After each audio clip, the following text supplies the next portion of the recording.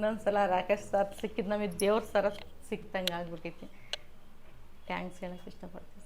4 ದಿನಕ್ಕೇನೆ ನನಗೆ ಎಷ್ಟೋ ಮೆಡಿಸಿನ್ ತಿಂದಮೇಲೆ ಎಷ್ಟೋ ಕಡಿಮೆ ಆಯಿತು.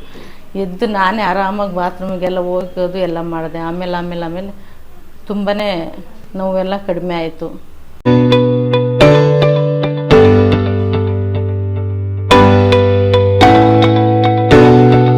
ನನ್ನ ಹೆಸರು ಇಂದ್ರ ಅಂತ.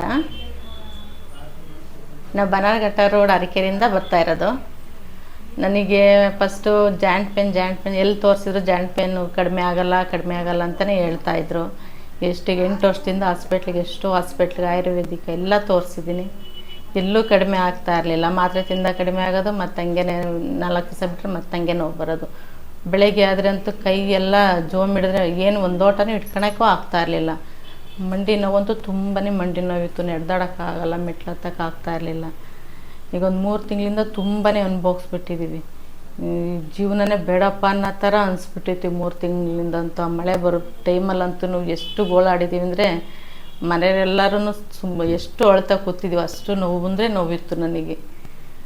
ಅದು ಎಷ್ಟು ಹಾಸ್ಪಿಟ್ಲಿಗೆ ತೋರಿಸಿ ಎಷ್ಟು ಮಾತ್ರೆ ತಗೊಂಡ್ರು ಎಲ್ಲರೂ ಅದೇ ಹೇಳೋರು, ಇದು ಲೈಫ್ ಲಾಂಗ್ ಇರುತ್ತೆ ಹೋಗಲ್ಲ ಅಂತಲೇ ಹೇಳೋರು. ನಾವು ಇನ್ನೇನು ಮಾಡೋದು ಅಂದ್ಕೊಂಡು ಸುಮ್ಮನೆ ಇರೋಕ್ಕೂ ಆಗ್ತಾಯಿರಲಿಲ್ಲ, ನೋವು ತಡೆಯೋಕ್ಕೂ ಆಗ್ತಾಯಿರಲಿಲ್ಲ. ನಮ್ಮ ಕೆಲಸ ನಾವು ಮಾಡ್ಕೊಳಕ್ಕೂ ಆಗ್ತಾನೇ ಇರಲಿಲ್ಲ. ಆಮೇಲೆ ನಾನು ಸುಮಾರು ಕಡೆ ಎಲ್ಲೆಲ್ಲೋ ತೋರಿಸಿದ್ವಿ. ಆಯುರ್ವೇದಿಕ್ ಅಂತೂ ಎಷ್ಟು ದುಡ್ಡು ಖರ್ಚು ಮಾಡಿ ಆಯುರ್ವೇದಿಕ್ ಎಲ್ಲ ತಗೊಂಡು ಎಲ್ಲೂ ಕಡಿಮೆ ಆಗಿಲ್ಲ. ಮತ್ತು ಅದೇನೋ ಕರೆಂಟ್ ಶಾಕು ಅಂತ ಅದೆಲ್ಲ ಕೊಡಿಸ್ಕೊಂಡು ಅದಕ್ಕೂ ಕಡಿಮೆ ಆಗಲಿಲ್ಲ. ಆಮೇಲೆ ಏನು ಮಾಡೋದು ಅಂದ್ಕೊಂಡು ಸುಮ್ಮನೆ ಇದು. ಆಮೇಲೆ ಒಂದಿನ ಹಿಂಗೆ ಮೊಬೈಲಲ್ಲಿ ನೋಡಿದಾಗ ಸುಮಾರು ಒಂದು 8 ದಿನ, ಒಂದು 15 ದಿವಸ ನೋಡಿದೆ ಆ ಮೊಬೈಲ. ನೀನು ನೋಡಿದ್ದು ಅವ್ರು ಮಂಗಳೂರವರೊಬ್ಬರು ಪೇಸೆಂಟು ಜಾಸ್ತಿ ನೋಡ್ತಾಯಿದ್ದೆ. ಅವರು ಹಂಗೆ ನನಗೆ ಜಾಯಿಂಟ್ ಪೇನ್ ಅಂತಲೇ ಬಂದಿದ್ದು. ಅವ್ರದ್ದು ವಿಡಿಯೋ ನೋಡಿದ್ಮೇಲೆ ನೋಡೋಣ ಒಂದ್ಸಲ ತೋರ್ಸೋಣ ಅಂತ ಹೇಳ್ಕೊಂಡು ನಮ್ಮನೆಯವ್ರಿಗೆ ಹೇಳಿದೆ. ನಮ್ಮನೆಯವರು ಸರಿ ಅಂತ ಹೇಳ್ಬಿಟ್ಟು ಒಂದಿನ ಕರ್ಕೊಂಬಂದರು. ಕರ್ಕೊಂಬಂದವಾಗ ಇಲ್ಲಿ ತೋರಿಸ್ಕೊಂಡು ಹೋಗಿ ಒಂದು 4 ದಿನಕ್ಕೆ ನನಗೆ ಎಷ್ಟು ಇದಾಯಿತು ಅಂದರೆ ಅಷ್ಟು ರಿಲೀಫ್ ಆಯಿತು. 4 ದಿನ ಮೆಡಿಸಿನ್ ತಿನ್ನೋ ಅಷ್ಟೊತ್ತಿಗೆ ಕೈ ಕಾಲು ಬೆಳಿಗ್ಗೆ ಎದ್ದೇಳಕ್ಕೆ ಆಗ್ತಾ ಇರಲಿಲ್ವಲ್ಲ. ಎದ್ದು ಬೆಳಿಗ್ಗೆ ಖುಷಿಯಾಗಿ 8 ಗಂಟೆ 9 ಗಂಟೆ ನಾನು ಎದ್ದೇಳ್ತಾನೇ ಇರಲಿಲ್ಲ. ಎದ್ದು ಕಾಲು ಇಡಬೇಕು ಅಂದ್ರೇ ಆಗ್ತಾಯಿರಲಿಲ್ಲ. ಒಂದು ಸ್ವಲ್ಪ ಬಿಸಿಲು ಬಂದಾಗ ಮಾತ್ರ ನಾನು ಎದ್ದು ಓಡಾಡಬೇಕು, ಇಲ್ಲಾಂದರೆ ಓಡಾಡೋಕ್ಕೇ ಆಗ್ತಾಯಿರಲಿಲ್ಲ. ಆಮೇಲೆ ಇಲ್ಲಿ ತಗೊಂಡೋಗಿ ಒಂದು 4 ದಿನಕ್ಕೇ ನನಗೆ ಎಷ್ಟೋ ಮೆಡಿಸಿನ್ ತಿಂದಮೇಲೆ ಎಷ್ಟೋ ಕಡಿಮೆ ಆಯಿತು. ಎದ್ದು ನಾನೇ ಆರಾಮಾಗಿ ಬಾತ್ರೂಮಿಗೆಲ್ಲ ಹೋಗೋದು ಎಲ್ಲ ಮಾಡಿದೆ. ಆಮೇಲೆ ತುಂಬಾ ನೋವೆಲ್ಲ ಕಡಿಮೆ ಆಯಿತು. ರಾಕೇಶ್ ಸರಿಗೆ ಹೇಳಬೇಕು ಅಂದರೆ ನಾವು ಅದೇ ಮಾತಾಡ್ತಾಯಿದ್ದು, ದೇವ್ರ ಥರ ನಮಗೆ ಸಿಕ್ತಂಗಾಯ್ತು ಅವರು ಅಂತಲೇ ಮಾತಾಡ್ತಾಯಿದ್ದು. ನಾನು ಸುಮಾರು ಜನಕ್ಕೆ ಅಲ್ಲಿ ಹೇಳಿ ಇಬ್ಬರೂ ಕಳಿಸಿದೆ ಇಲ್ಲಿಗೆ. ಅವರು ಹಿಂಗೆ ಮಂಡಿ ನೋವು ಅಂತಲೇ ಇದ್ದಿದ್ದು. ಅವ್ರು ನಾನು ಎಲ್ಲಿ ತೋರಿಸ್ತೀನಿ ನಾವು ಹಾಸ್ಪಿಟ್ಲಿಗೆ ಅವರು ತೋರಿಸೋರು. ಆಮೇಲೆ ನಾನೇ ಈ ಥರ ಹಿಂಗೆ ನಾನು ತೋರಿಸಿದ್ದೀನಿ, ತುಂಬಾ ಕಡಿಮೆ ಆಗೈತೆ ನೋವು. ನನಗೆ 8 ವರ್ಷದಿಂದ ಬರ್ತಾಯಿದ್ದು ನೋವು ಅಷ್ಟು ಕಡಿಮೆ ಆಗೈತೆ ಅಂದರೆ ನಿಮಗೂ ಕಡಿಮೆ ಆಗುತ್ತೆ ಅಂತ ನಾನೇ ಒಂದಿಬ್ಬರನ್ನ ಇಲ್ಲಿಗೆ ನಮ್ಮನೆಯವ್ರ ಜೊತೆಗೆ ಕಳಿಸಿದ್ದೆ. ಅವರು ಆಟೋ ಓಡಿಸ್ತಾರೆ, ಅವ್ರ ಜೊತೆಗೆ ನಾನು ಕಳಿಸಿದ್ದೆ ಇಬ್ಬರನ್ನ. ಅವ್ರಿಗೂ ಈಗ ಒಂದು ಸ್ವಲ್ಪ ಪರವಾಗಿಲ್ಲ ಅಂತ ಹೇಳಿದರು. ನೋವು ನನಗೂ ಕಡಿಮೆ ಆಗೈತೆ ಅಂತಲೇ ಹೇಳ್ತಾರೆ. ರಾಕೇಶ್ ಸರಿಗೆ ತುಂಬ ಥ್ಯಾಂಕ್ಸ್ ಹೇಳೋಕ್ಕೆ ಇಷ್ಟಪಡ್ತೀವಿ. ಊಟದ್ದು ಅಂದರೆ ಬೆಳಿಗ್ಗೆ ಟೈಮು ಜ್ಯೂಸು ಹಿಂಗೆ ಏನಾದರೂ ಹಣ್ಣುಗಳು ಇಂಥ ತಿನ್ಕೊಂಡಿರ್ತೀವಿ. ಮಧ್ಯಾಹ್ನ ಮೇಲೆ ಒಂದು ಟೈಮ್ ಊಟ ಮಾಡ್ತೀವಿ. ಸಾಯಂಕಾಲನೂ ಒಂದು ಸ್ವಲ್ಪ ಏನಾದ್ರೂ ಹಣ್ಣುಗಳು ಇಂಥ ತಿಂದ್ಬಿಟ್ಟು ನಾನು ಮೊಬೈಲಲ್ಲಿ ನೋಡೋಕೆ ಹಿಡಿದ್ರಿಂದನೇ ಹಿಡಿದ್ರಿಂದಲೇ ಮಾಡಿದ್ದೀವಿ. ಹಂಗಾಗಿ ತುಂಬಾ ಹೆಲ್ಪ್ ಆಗುತ್ತೆ. ಯಾರೇ ಎಷ್ಟೇ ಎಲ್ಲ ಆಸ್ಪತ್ರೆಗೆ ತೋರಿಸಿದ್ರು ಬಂದಿಲ್ಲೊಂದು ಸಲ ತೋರಿಸ್ರಿ, ನಿಮಗೇ ಗೊತ್ತಾಗುತ್ತೆ ಏನು ಅನ್ನೋದು.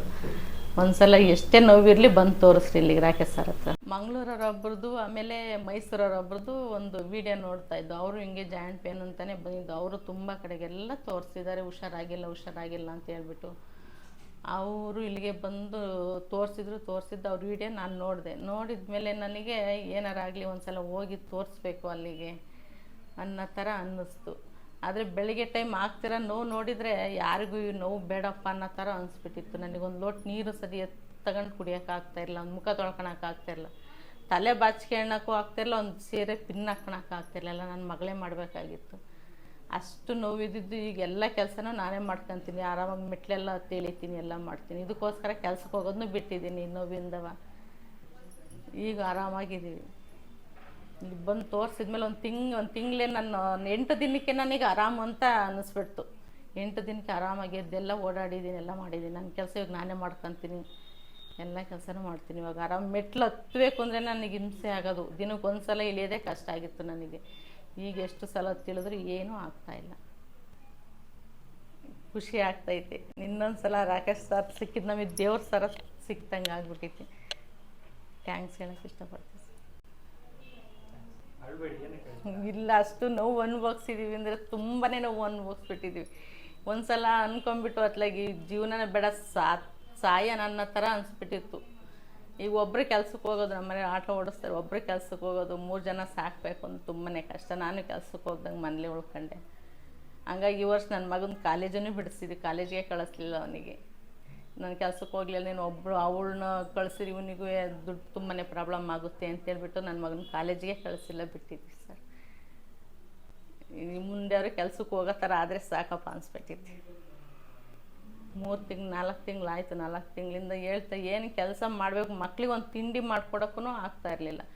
ಬೆಳಿಗ್ಗೆ ನೈಟ್ ಏನಾರು ಒಂದು ಸ್ವಲ್ಪ ಮಾಡಿದರೆ ಅದನ್ನೇ ತಿನ್ಕೊಂಡು ಹೋಗ್ತಾಯಿದ್ದಾರೆ ಸರ್. ತಿಂಡಿ ಮಾಡೋಕ್ಕೂ ನನ್ನ ಕೈಲಿ ಆಗ್ತಾ ಇರಲಿಲ್ಲ. ಲೋಟ ನೀರನ್ನೇ ಕುಡಿಯೋಕೆ ಆಗ್ತಾಯಿರಲಿಲ್ಲ. ಅಂದ್ರೆ ಒಂದು ತರಕಾರಿ ಹಿಂಗೆ ಹೆಚ್ಚಬೇಕು ಅಂದ್ರೂ ಕಷ್ಟ ಆಗೋದು. ಏನಾರು ಎದ್ದು ಹಿಂಗೆ ಓಡಾಡೋಕ್ಕೇ ಹಿಂಸೆ. ಒಂದಿದ್ರು ಎಲ್ಲರೂ ಕೂತಿದ್ದ ಜಾಗದಾಗ ಕೂತ್ಕೋಬೇಕಾಗಿತ್ತು.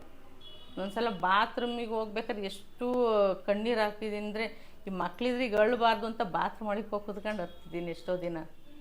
ಈ ಮಕ್ಳಿದ್ರಿಗೆ ಎಷ್ಟು ಅವರು ಪಾಪ ನೋವು ಅಂದ್ರೆ ಅವರು ಬೇಜಾರು ಮಾಡ್ಕೊತಾವಲ್ಲ ಅಂತೇಳ್ಬಿಟ್ಟು ಬಾತ್ರೂಮ್ ಒಳಗೆ ಹೋಗಿ ಕೂತ್ಕೊಂಡು ಎಷ್ಟೋ ದಿನ ಹರ್ತಿದ್ದೀನಿ ನಾನು. ಈಗ ತುಂಬಾ ಖುಷಿ ಆಗ್ತೈತೆ. ಮತ್ತು ಈ ವಿಡಿಯೋ ನೋಡ್ತಿರೋರು ಎಷ್ಟೇ ನೋವಿರಲಿ, ಎಲ್ಲೇ ಆಸ್ಪತ್ರೆಗೆ ತೋರಿಸಿರಿ, ನೀವು ಒಂದು ಸಲ ಬಂದು ರಾಕೇಶ್ ಸರ್ ಹತ್ರ ಭೇಟಿ ಮಾಡಿ, ನಿಮಗೆ ತುಂಬಾ ಹೆಲ್ಪ್ ಆಗುತ್ತೆ. ಎಷ್ಟೇ ನೋವಿರಲಿ, ಬೇಕಾದರೆ ನೀವು ದುಡ್ಡಿನ ಮುಖ ನೋಡೋಕೆ ಹೋಗ್ಬೇಡ್ರಿ. ನಿಮ್ಮ ಜೀವನ ಮುಂದೆ ದುಡ್ಡು, ನೀವು ಚೆನ್ನಾಗಿದ್ದರೆ ದುಡಿತೀರ. ಬಂದು ಒಂದು ಸಲ ರಾಕೇಶ್ ಸರ್ ಹತ್ರ ಭೇಟಿ ಮಾಡಿ, ತುಂಬಾ ಹೆಲ್ಪ್ ಆಗುತ್ತೆ ಅನ್ನೋಕ್ಕೆ ಹೇಳೋಕ್ಕೆ ಇಷ್ಟಪಡ್ತೀನಿ.